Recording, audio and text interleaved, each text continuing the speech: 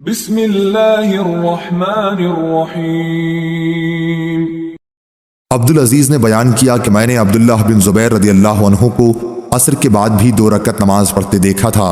وہ بتاتے تھے کہ عائشہ رضی اللہ عنہا نے ان سے بیان کیا کہ رسول اللہ صلی اللہ علیہ وسلم جب بھی ان کے گھر آتے عصر کے بعد تو یہ 2 رکعت ضرور پڑھتے تھے۔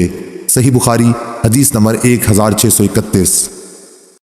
خالد طحان نے خالد حذا سے بیان کیا، ان سے اکرمہ نے، ان سے حضرت عبداللہ بن عباس رضی اللہ عنہ نے کہ رسول اللہ صلی اللہ علیہ وسلم نے بیت اللہ کا طواف اونٹ پر سوار ہو کر کیا۔ آپ جب بھی طواف کرتے ہوئے حجر اسود کے نزدیک آتے تو اپنے ہاتھ کو ایک چیز چھڑی سے اشارہ کرتے اور تکبیر کہتے۔ صحیح بخاری حدیث نمبر 1632۔ عروہ نے بیان کیا، ان سے زینب بنت ام سلمہ نے، ان سے ام سلمہ رضی اللہ عنہا نے کہ میں نے رسول اللہ صلی اللہ علیہ وسلم سے شکایت کی کہ میں بیمار ہو گئی ہوں۔ آپ صلی اللہ علیہ وسلم نے فرمایا پھر لوگوں کے پیچھے سے سوار ہو کر طواف کر لے۔ چنانچہ میں نے جب طواف کیا تو اس وقت رسول اللہ صلی اللہ علیہ وسلم بیت اللہ کے بازو میں نماز کے اندر والطور وکتاب مسطور کی قرأت کر رہے تھے۔ صحیح بخاری حدیث نمبر 1633۔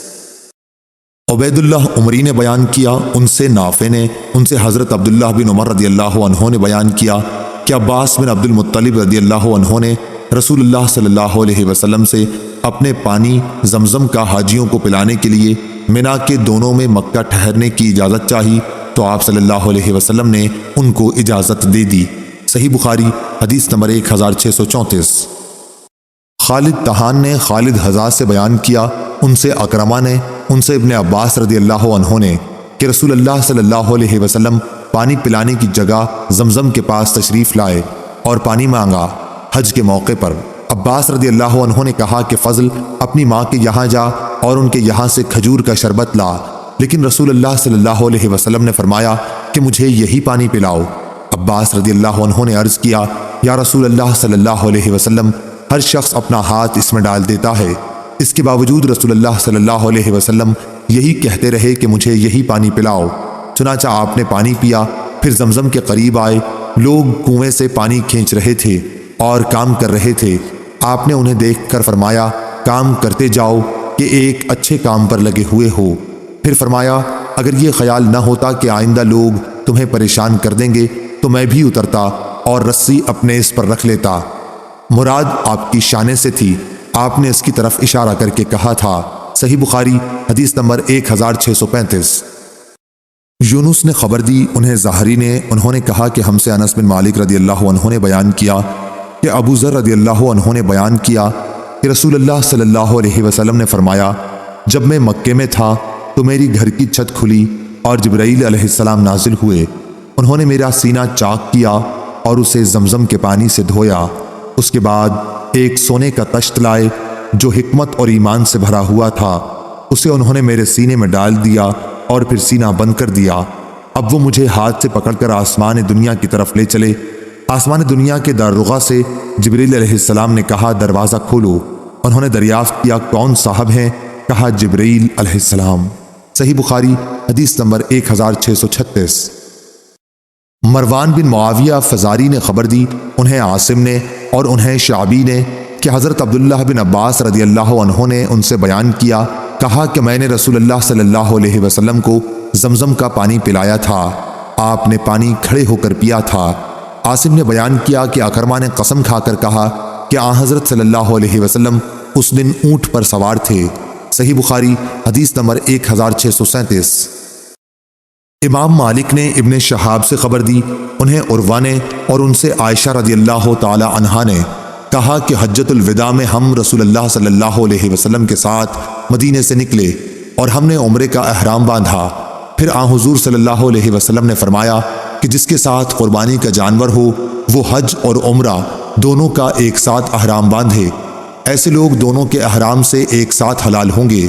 میں بھی مکے آئی تھی لیکن مجھے حیض آ گیا تھا، اس لیے جب ہم نے حج کے کام پورے کر لیے تو آن حضور صلی اللہ علیہ وسلم نے مجھے عبد الرحمن کے ساتھ تنعیم کی طرف بھیجا، میں نے وہاں سے عمرے کا احرام باندھا۔